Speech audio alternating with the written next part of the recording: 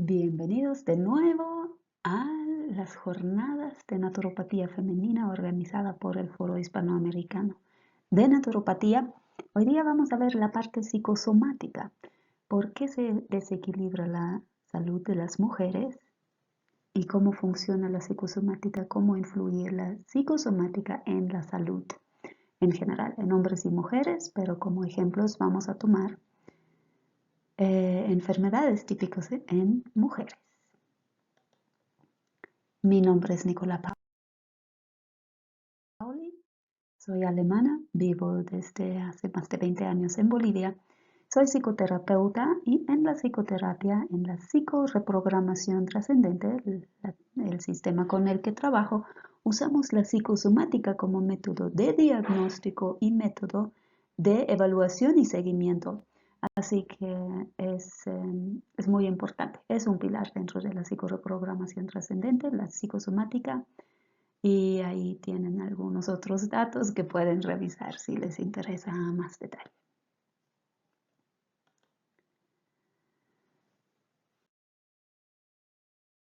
Para entender la psicosomática como nosotros la vemos, entenderemos primero qué es la psicoreprogramación trascendente brevemente y cómo funciona ahí la psicosomática.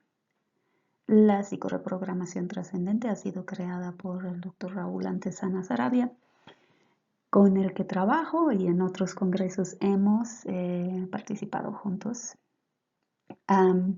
Es una técnica que tiene sus raíces en el yoga y permite en estados ampliados de conciencia acceder al subconsciente conscientemente para poder entender, primero identificar el conflicto, el trauma, las programaciones negativas que están detrás de las enfermedades y de ahí poder limpiar, sanar, desprogramar, desmontar la información, digamos, negativa para poder armonizarse de nuevo consigo mismo en todos los niveles. La psicosomática es el punto de partida, es donde hacemos nuestro diagnóstico previo y una vez que iniciamos las sesiones en estados ampliados de conciencia, también la memoria celular se hace evidente, aparecen los somáticos, que son sensaciones en el cuerpo, y según la parte del cuerpo en la que aparece esa sensación, sabemos con la psicosomática qué significa que está manejando la memoria celular de la persona y conforme va a ir resolviendo. Los somáticos desaparecen y obviamente también las enfermedades y los síntomas que la persona tiene en el día a día van desapareciendo hasta completamente dependiendo del caso, obviamente. Entonces vemos a la persona en toda su multitud. Así que, a la pregunta inicial, ¿de qué enferman las mujeres? Bueno, igual que en los hombres, la principal causa de muerte son enfermedades cardiovasculares, así que vamos a ver el corazón. Después, una de las enfermedades más frecuentes es el cáncer de mama. Vamos a ver las mamas, pero también vamos a ver la glándula pituitaria, ¿no? Cómo vamos a entrar en los órganos sexuales, mamas, útero, ovarios. No podríamos dejar de lado el tema endocrino, que juega un rol importantísimo y que muchas veces es la causa, no el órgano en sí, sino el desequilibrio endocrino que parte a veces, muchas veces, desde la glándula pituitaria, que es la glándula en el cerebro que manda las órdenes para las glándulas del cuerpo, una de las dos glándulas.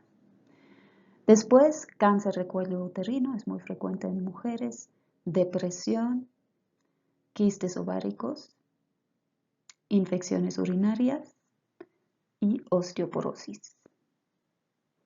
Vamos a entrar entonces en los más importantes, la glándula pituitaria, el corazón, las mamas, el útero y los ovarios y obviamente todos los órganos están en el manual de psicosomática que manejamos y que tenemos y claro, no es el único libro, hay muchos libros que tratan sobre la temática.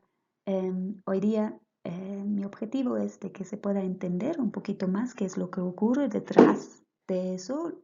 Sabemos que es la psicosomática, todos probablemente de una u otra manera la hemos usado o la estamos usando, y esto es, la idea es entrar un poco más profundo a los procesos que ocurren ahí con estos ejemplos. Entonces, entenderemos la psicosomática.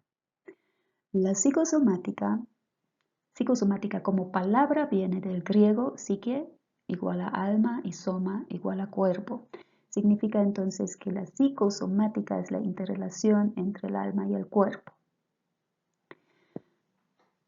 Y que el impacto o el estrés que ocurre a nivel emocional, mental, podríamos decir que el alma es tanto los pensamientos como las emociones, tiene un efecto sobre el cuerpo, pero también viceversa, no nos olvidemos, también un diagnóstico, por ejemplo, de un cáncer puede obviamente crearle un conflicto a una persona, es probable que lo haga. Entonces, siempre es en ambas direcciones, no es en una sola dirección. Tenemos diferentes categorías según la medicina, ¿no? Tenemos a las enfermedades psicosomáticas, que son enfermedades orgánicas principalmente, que tienen una connotación emocional mental, como por ejemplo la gastritis.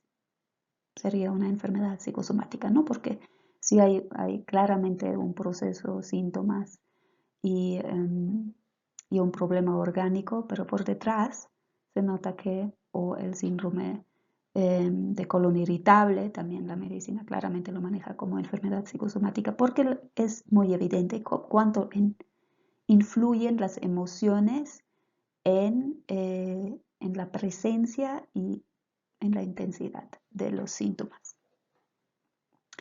Después hay trastornos psicosomáticos. Ahí estamos hablando de una enfermedad psíquica que va acompañada de síntomas físicos. Podríamos hablar, por ejemplo, de depresión o podríamos hablar de síndrome de pánico. Eso sería tal vez un buen ejemplo. Cuando hay ataques de pánico, la persona tiene taquicardia, angina de pecho, tiene dolor de estómago, etcétera, depende. Es principalmente una situación psíquica, pero tiene síntomas físicos que se pueden también medir. Y después hay los trastornos somatomorfos, donde la persona siente síntomas, pero no son medibles, no se descubre nada a nivel físico, por ejemplo, la hipocondría. Entonces no voy a entrar en los trastornos somatomorfos, y solo para aclarar los términos, no hacemos en la PRT una diferencia entre enfermedad y trastorno psicosomático, porque los procesos para nosotros son los mismos y siempre ocurre en ambos niveles, ¿verdad? Así que para nosotros son sinónimos. Lo que sí se puede evidentemente ver en esos términos que están totalmente habituales tanto en la medicina, psiquiatría y psicología, es que hay una estrecha relación entre el cuerpo y la psiquis, por si alguien lo dudaba.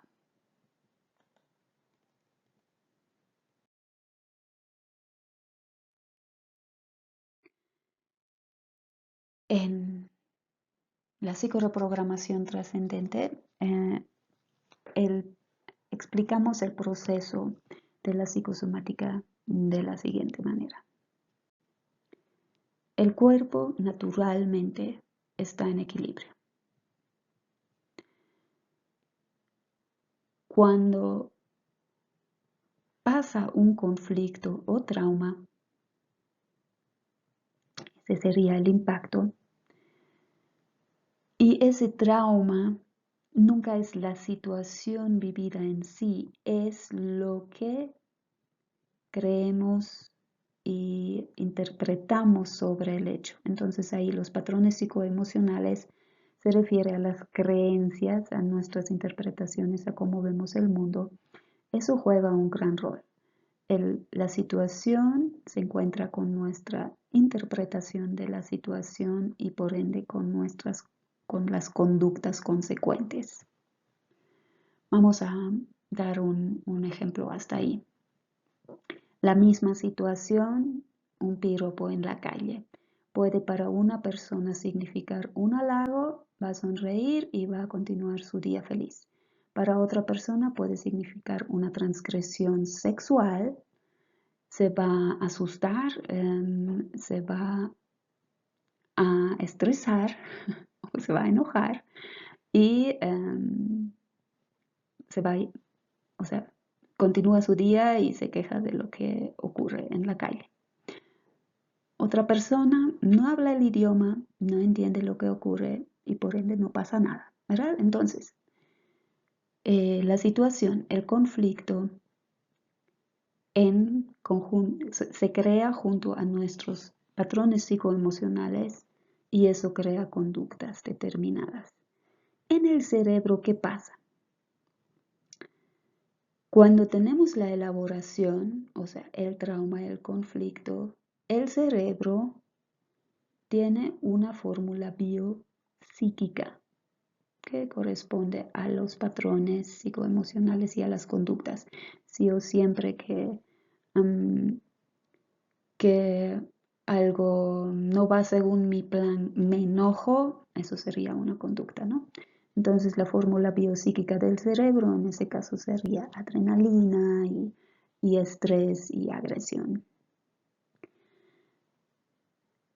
Perdón, eso ya es la forma bioquímica, que obviamente a la fórmula biopsíquica mi reacción de enojo corresponde a una fórmula biopsíquica. Ahora, si mi reacción es querer esconderme y que la vida no tiene sentido, la fórmula bioquímica es muy diferente a la fórmula biopsíquica de enojarme o a la fórmula biopsíquica eh, de pelearla conmigo. A mí no me van a hacer eso, yo voy a pelear para salir de eso, o a la fórmula biopsíquica de, qué sé yo, todo está en manos de Dios. Entonces, cada fórmula biopsíquica genera una fórmula bioquímica que corresponde a la reacción en el cerebro, a la situación, al trauma o al conflicto.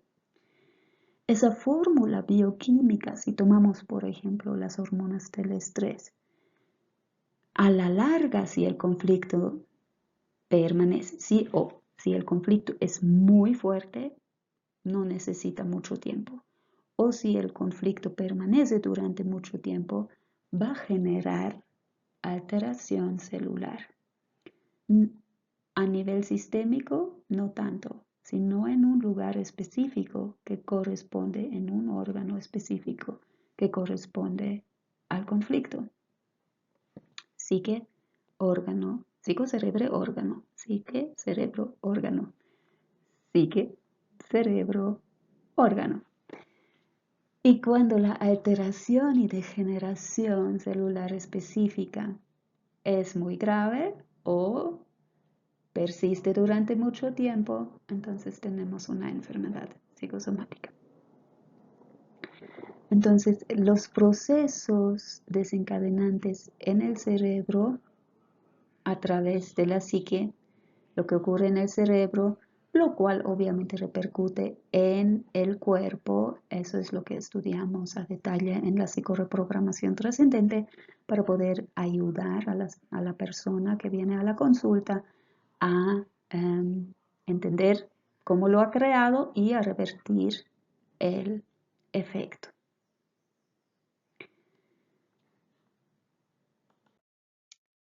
Tenemos que empezar por la glándula pituitaria, obviamente, porque siendo la glándula maestra,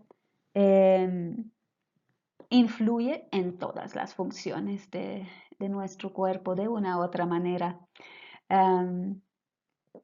Está dentro del cerebro, obviamente, y junto al hipocampo juega un rol importantísimo en nuestro sistema endocrino, ya que produce las hormonas que estimulan la producción de hormonas en las glándulas del cuerpo. Entonces, como que por eso se dice glándula maestra, porque maneja el equilibrio o desequilibrio hormonal en el cuerpo. Algunas de las hormonas más importantes son la hormona del crecimiento, la hormona folículo estimulante y luteizante, que obviamente tienen que ver con el ciclo menstrual de la mujer, la corticotropina, que estimula la producción de hormonas en la corteza suprarrenal, la prolactina, que hace que se produce leche durante la lactancia. Todas esas funciones obviamente no son las únicas funciones que tienen, pero solo para ubicarse. La tirotropina, que activa a la glándula tiroides, la vasopresina, la oxitocina obviamente en el parto, entre otras funciones. Enfermedades que podemos observar en la glándula pituitaria, aunque obviamente por estar en el centro del cerebro es difícil diagnosticarlo, hay que buscar obviamente métodos diagnósticos específicos para poder saber qué ocurre con la glándula pituitaria. Puede ser la hipertrofia, o sea, se agranda la glándula pituitaria y por ende se desequilibra la función hormonal. La hipoplasia, igual, disminuye la producción hormonal o se altera. La acromegalia es un síndrome que se puede identificar por los signos que demuestra la persona. El prolactinoma, que es un tumor en la glándula pituitaria que produce más prolactina de lo normal. El adenoma hipofisario, que también altera la producción hormonal. También cuando crece la glándula pituitaria, por ejemplo, puede afectar a la vista, pero eso por la cercanía del nervio óptico en el cerebro. Entonces, ¿qué conflictos impactan y afectan a la glándula pituitaria? El conflicto de no poder vivir plenamente o atrapar la experiencia en sí. Conflicto de vivir una experiencia que no se quiere vivir. Esto no me toca y no tengo por qué experimentarlo. Son conflictos serios, obviamente, porque afectan a todo el sistema orgánico.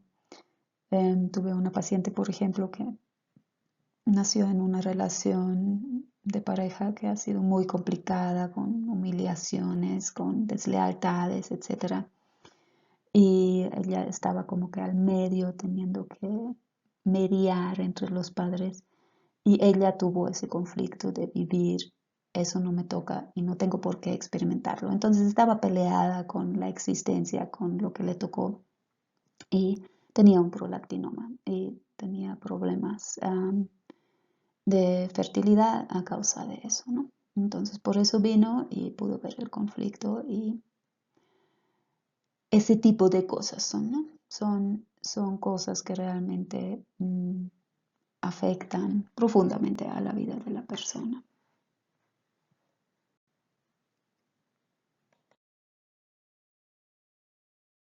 Veremos el corazón. Ya ven que igual que en hombres o mujeres, hay muchos conflictos que afectan al corazón y no por nada es la causa de muerte principal, porque es nuestro corazón. Entonces, ¿qué enfermedades pueden afectar al corazón? Algunos ejemplos: hipertensión arterial, infarto de miocardio, úlcera del endotelio, angina de pecho, carcinoma ulcerativo de las arterias coronarias, formación de trombos, estenosis, endocarditis, valvulopatías, enfermedad valvular, arritmia, insuficiencia cardíaca y muchos otros más. El conflicto que afecta al corazón es un conflicto de pérdida de territorio o del contenido del mismo. Puede ser, por ejemplo, un divorcio, que sería la pérdida del territorio, o la pareja se va, que sería la pérdida del contenido del territorio. Hay que saber entender esos conflictos, o sea, ya con un poco de práctica, obviamente con los ejemplos es muy fácil reconocerlos al inicio, tal vez suena un poco raro. Conflicto de sensación de que el territorio está desolado, vacío. Igual podría ser después de un divorcio, o que los hijos se han ido de la casa y la persona se siente sola en su territorio, que se siente que no hay nada, no hay nadie y se deprime. También existe el conflicto por haber perdido el liderazgo y por ende pensamientos como no sirvo, no hago lo suficiente, jamás lo lograré. Igual podemos seguir pensando en el ejemplo del divorcio, ¿verdad? Conflicto de frustración sexual también, de no copular o de no haber sido apareada. Estamos hablando de conflictos biológicos, por eso es el lenguaje también así, ¿no? O sea, realmente es una cuestión del cuerpo, es biológico, que casi siempre viene con depresión y con un desbalance hormonal, ¿verdad? Volviendo a lo que anteriormente ya dijimos. Un conflicto de territorio en mujer viril, el patrón de masculinidad y feminidad están invertidos. Puede ser un conflicto de impotencia, con la idea todo está mal, nadie hace nada. Los resentimientos, las frustraciones, todas las emociones, las viejas emociones sin resolver, también afectan al corazón. Resignación en individuos débiles, igual con desbalance hormonal. Y el conflicto de ser siempre el segundo. Entonces ya vemos cómo el cuerpo es tan literal en realidad en cómo comunicarse con nosotros. El corazón es el que a través de bombear la sangre, de mantener la circulación, es el que manda, digamos, ¿no? A nivel orgánico es el líder, porque cuando se para el corazón, se para todo, hasta el cerebro. No viceversa, se puede parar el cerebro y continuar el corazón. No por mucho tiempo, obviamente. Entonces, esos conflictos afectan al corazón, porque es el territorio sentimental de la persona, ¿verdad? Sentimos el amor, lo relacionamos con el corazón, nuestra familia lo relacionamos con el corazón. Entonces, podríamos relacionarlo con el estómago, porque ahí es donde comemos, pero no lo relacionamos con el corazón. Tampoco lo relacionamos con el cerebro, lo relacionamos con el corazón. Entonces, ese es el significado, el territorio íntimo, el territorio personal de la persona. Y si ese territorio se ve afectado, puede afectar al corazón.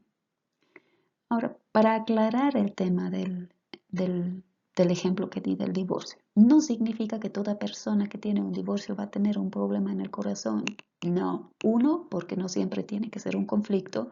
Y dos, depende de lo que la persona elabora sobre la situación, va a afectar a un órgano o a otro.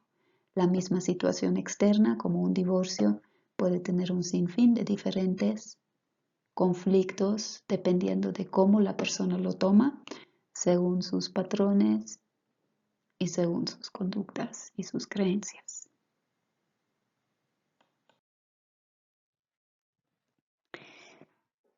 Las mamás. En la manifestación orgánica ya vimos que las mamás tienen, o sea, una de las enfermedades más frecuentes en las mujeres es el cáncer de mama. También nódulos y tumoraciones que no son peligrosas, úlceras intraductales, mastitis, quistes mamarios, fibroadenomas y obviamente otros más. Y en las mamas, como tenemos dos, tenemos lateralidad, tenemos que diferenciar entre la mama izquierda y la mama derecha que tienen significados diferentes. Eso aplica para todos los órganos que tenemos dos, que tenemos lateralidad. Es también un aspecto bien respaldado por las investigaciones del Dr. Hammer, que en las personas diestras, o sea, que manejan la mano derecha principalmente, la mama izquierda o el lado izquierdo está relacionado con lo femenino, o sea, la mamá, la hermana, las hijas, la propia feminidad, si hablamos de una mujer. En cambio, en una mujer diestra, la mama derecha está relacionada con los hombres, o sea, papá, esposo, hijo y jefe o dependiendo, ¿no? Entonces, la primera pregunta sería esa, si una mujer viene a consulta por cáncer de mama, ¿cuál mama? ¿Izquierda o derecha? Y asegurar si la mujer es diestra o zurda, simplemente si es zurda se invierte. La mama izquierda sería relacionada a lo masculino y la mama derecha sería relacionada a lo femenino. Entonces, si sabemos eso, ya se entiende que en una mujer diestra, la mama izquierda es un conflicto de madre e hijo en el sentido de nido, ¿no? O sea, los míos, la mamá, con la mamá alimentamos al bebé, es nuestro nido. Conflicto de falta de protección de la familia por parte del proveedor. La preocupación ahí va a ser por los hijos. Mi marido no cuida de la familia, ¿qué va a hacer de mis hijos? El nido, ¿no? O sea, el nido está en peligro. En cambio, el conflicto si fuera mamá derecha sería, y el marido no provee, sería mi marido no me cuida, ¿qué va a hacer de mí? ¿Sí? Se nota claramente, ¿no? Como el conflicto es otro, aunque la situación externa es la misma. Mamá izquierda, conflicto de muerte del marido, obviamente puede ser una de las causas por la que no provee o protege y la falta de protector en el futuro. Por eso, cuando la madre no es capaz, por cualquiera que sea la situación, de cuidar o proteger a sus hijos, o conflicto de que mueran sus hijos. En la mama derecha los conflictos serían con los hombres. Puede ser la mujer tiene un conflicto con su papá, con su pareja o con su hijo o cualquier otra constelación. Conflicto de infidelidad. Eso es en realidad el conflicto más frecuente que observamos en la consulta con cáncer de mama. Suele ser mama derecha y suele ser a causa de infidelidad. Y si es mama izquierda y es por infidelidad, es más el conflicto con la propia feminidad, ¿verdad? O sea, eso, que eso me merma mi propia feminidad o yo como mujer he sido desvalorizada.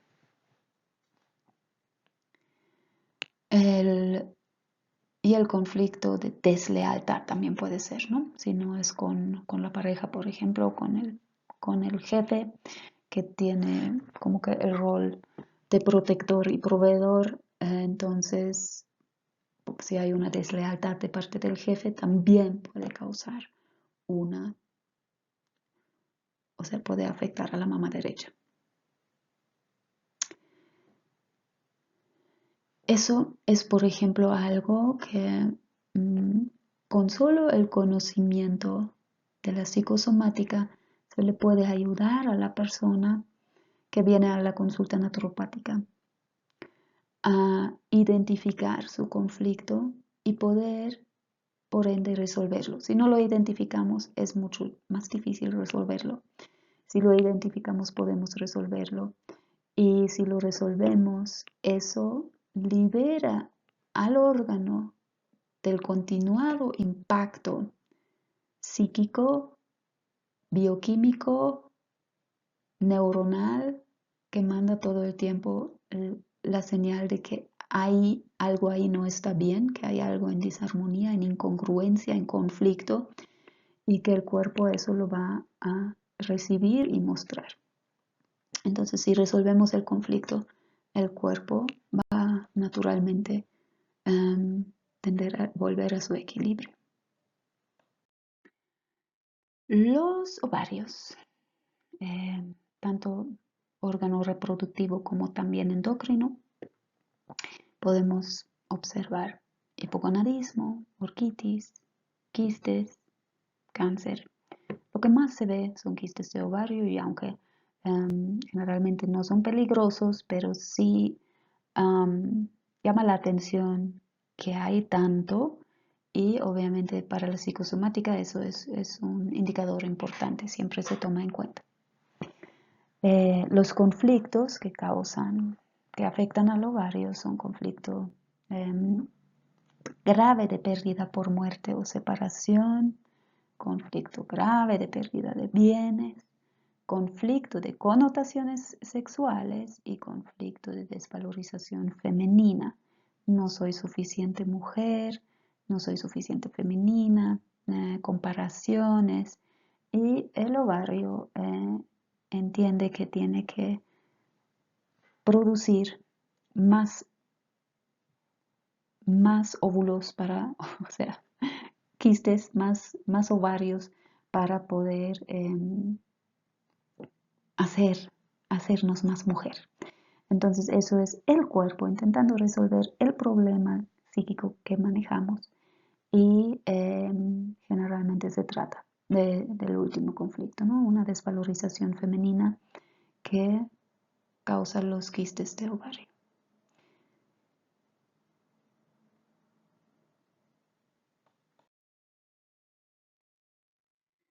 El útero, por último,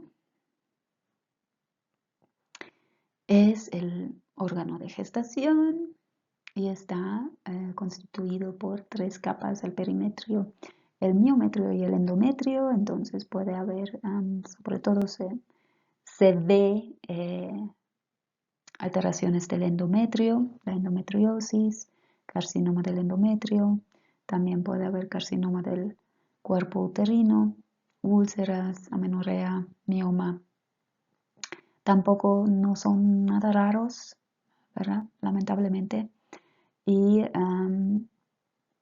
los conflictos son conflicto de connotaciones sexuales, un conflicto desagradable, feo, con connotaciones sexuales, desvalorizantes, poco respetuosos con el sexo opuesto, conflicto de pérdida de la relación abuela-nieto, la ley de la abuela, conflicto sexual de no o por no estar en la norma, conflicto de frustración sexual, verse privado de la copulación, conflicto de no poder o no deber llegar a la consumación del acto sexual, desvalorización por no quedar embarazada, conflicto de territorio, o sea, pérdida parcial o total del contenido del territorio, si no es sentimental, digamos, que afectaría en el corazón, puede afectar en la matriz, que es lo más íntimo, ¿no? Lo es biológicamente, son los míos, digamos, ¿no? Y el conflicto de territorio pérdida del espacio personal. Entonces el útero es nuestro templo, decimos a veces, ¿no? Es realmente eso es nuestro espacio más íntimo donde las relaciones más cercanas, la gestación de un hijo y la relación de pareja, tienen acceso, digamos. Por eso los temas del útero son así profundos, ¿no? Que necesitan paciencia y una mirada con mucha compasión para poder resolver los temas del útero. Y además, también aquí, obviamente, muchas veces el tratamiento médico, quirúrgico, medicamentoso es necesario, pero eso no significa que no se vea también la parte psicosomática y se resuelva el origen, el primer origen de la enfermedad, que es el conflicto. Y así sanamos todos los niveles, el nivel espiritual, mental, emocional, energético y físico. La psicosomática es un método de diagnóstico. Ahora también hay que tener cuidado de no perderse en el diagnóstico, en el entender por qué y detenerse ahí, porque eso se puede convertir en simplemente la perpetuación del conflicto, que ahora estoy consciente y por eso me pasa lo que me pasa, pero no lo cambio. No es la idea. Esa no es la idea. La idea es entender de dónde viene para poder cambiarlo. Entonces aquí ya sería el proceso en positivo, ¿no? El proceso de sanación, que con el diagnóstico psicosomático puedo tomar conciencia completa, o sea, realmente qué ocurre en mí, qué me está mostrando mi cuerpo y qué necesita ser resuelto, qué está incongruente o en conflicto en mí. Después necesito identificar desde cuándo eso es así, o sea, la situación, la experiencia en la que yo he elaborado algo que se ha convertido en un conflicto o trauma. La situación no es el conflicto, es lo que elaboramos, pero si sabemos de dónde, en qué situación se ha grabado, podemos realmente desmontarlo desde su inicio. Y desmontar es comprender, solucionar, sanar, todo lo que hacemos en una limpieza psíquica.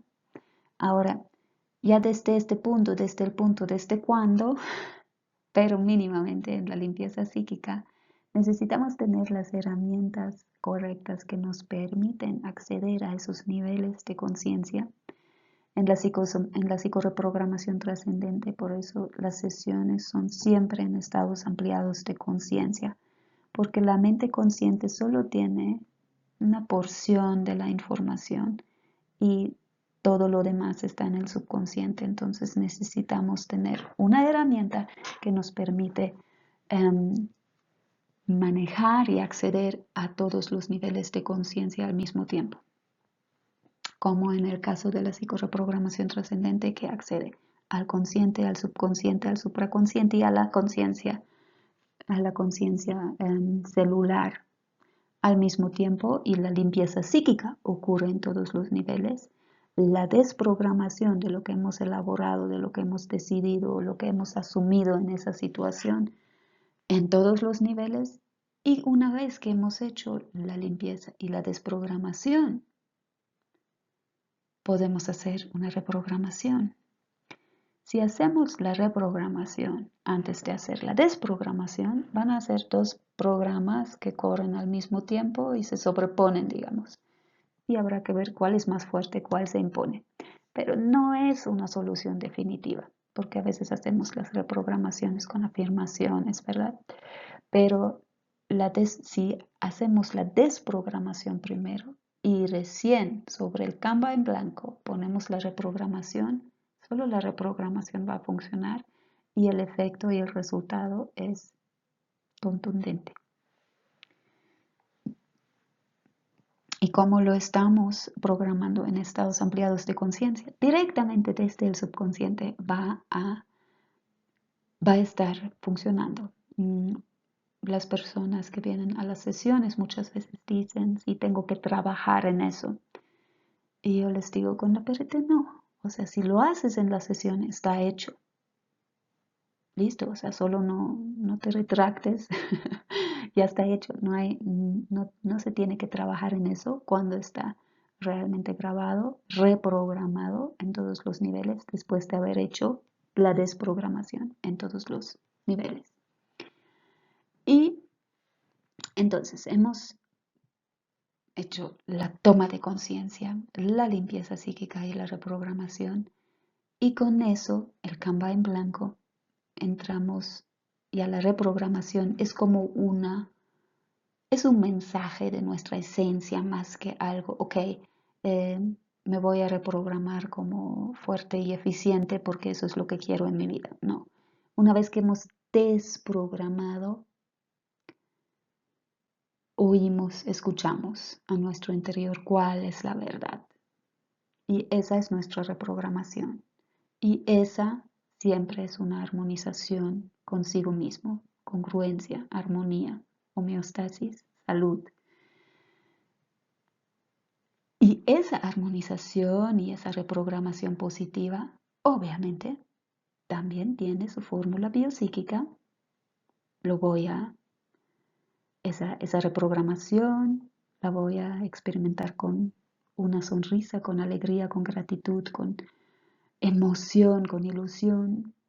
Y eso tiene su fórmula biopsíquica, bioquímica, hormonal y de neurotransmisores en el cerebro, que obviamente es una de crecimiento, de regeneración, de funcionamiento óptimo de todas las glándulas y órganos. Mis conductas van a reflejar eso, mis patrones psicoemocionales, mis creencias, etcétera, van a reflejar eso y la salud de los órganos, la regeneración celular específica también va a reflejar eso, porque la fórmula biopsíquica es de felicidad, la fórmula bioquímica es de felicidad y regeneración y por ende cuerpo sano, ¿sí? Logramos realmente hacer el proceso completo y le damos el tiempo al cuerpo de hacer ese trabajo que puede ser muy rápido y a veces puede necesitar un tiempo dependiendo del daño que se ha experimentado anteriormente. Si les interesa estudiar más, tenemos la certificación en psicosomática empezando de nuevo en julio y realmente nos encantaría contar con tu presencia para aprender y profundizar juntos mucho más en el arte de la psicosomática y en entender lo que el cuerpo comunica más allá del síntoma. Pregunten. Muchísimas gracias. Espero que ha habido información interesante, tal vez incluso alguna información que realmente cambia la visión y el abordaje en sus trabajos y espero que sigamos aprendiendo juntos en estos eventos y en general en este grupo tan hermoso que ha reunido el Foro Hispanoamericano de Naturopatía. Realmente es un gran gusto estar aquí y nos vemos en la próxima.